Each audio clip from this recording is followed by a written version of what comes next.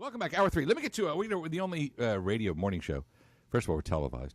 And we have a lovely psychotherapist stop on by on Wednesdays to analyze what's going on with all this politics. Jill Payne, lots of letters after her name. She's a great friend of our program and an author. Hi, girl. How are you? Hey, Sam. How are you doing? Fantastic. Looking very purpley beautiful on Skype today. Thank you. Actually, your blouse and my tie go perfect. My purple tie. It's too bad we're not together. There you go. Amen. All right, here's the deal. So what are you bringing today from the psychotherapist point of view at the election? What do you got?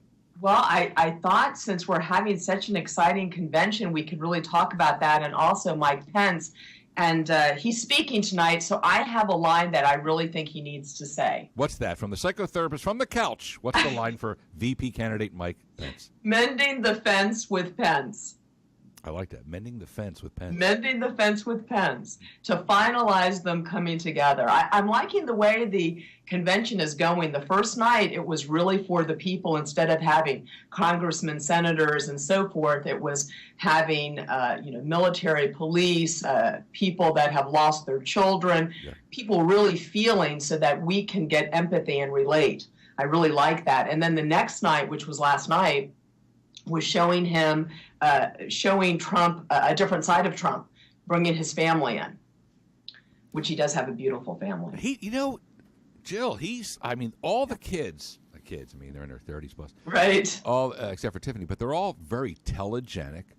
They're crisp and sharp and on point. I mean, Ivanka is brilliant. Donald Jr. last night was amazing.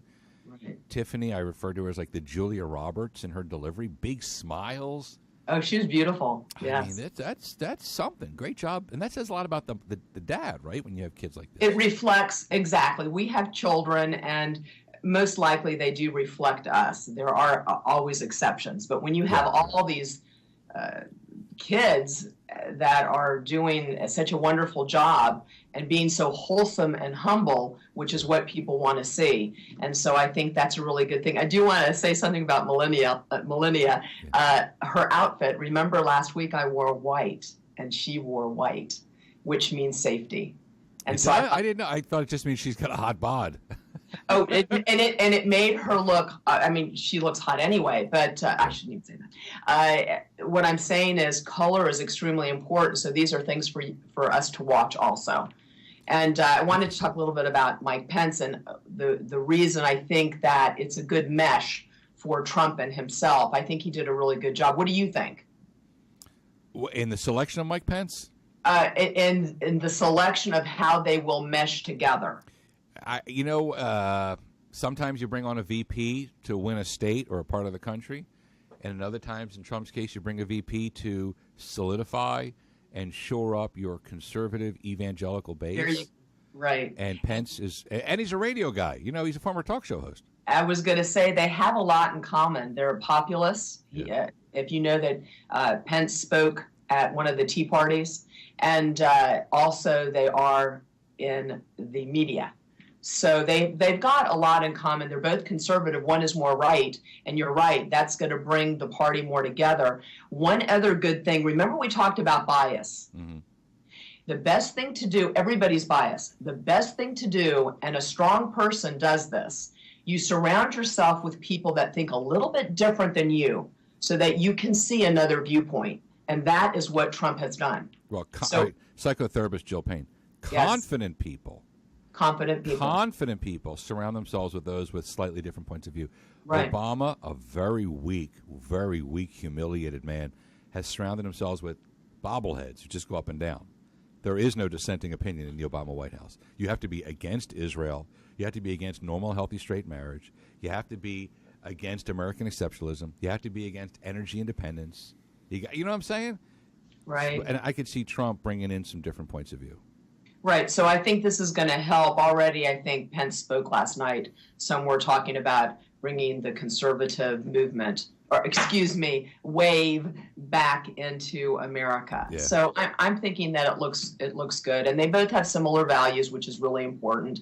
I was going to say that Pence is soft-spoken. He's very polite, less controversial, and he's from the Midwest. So he's going to bring that in. The Midwest is going to. Isn't it ironic that a radio host is the soft-spoken one of the two?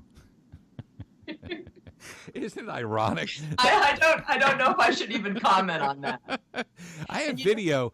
I have to tell Mr. Till, I got video of Mike Pence on the mic, I think in 1980 or 81 or 82, somewhere in the 80s. Okay, yes. And the radio trades had posted it. They go, wow, we could have a vice president who was a DJ, so to speak, a radio host. And he's a sharp guy, dude. Even, 30-ish years ago, he's sharp.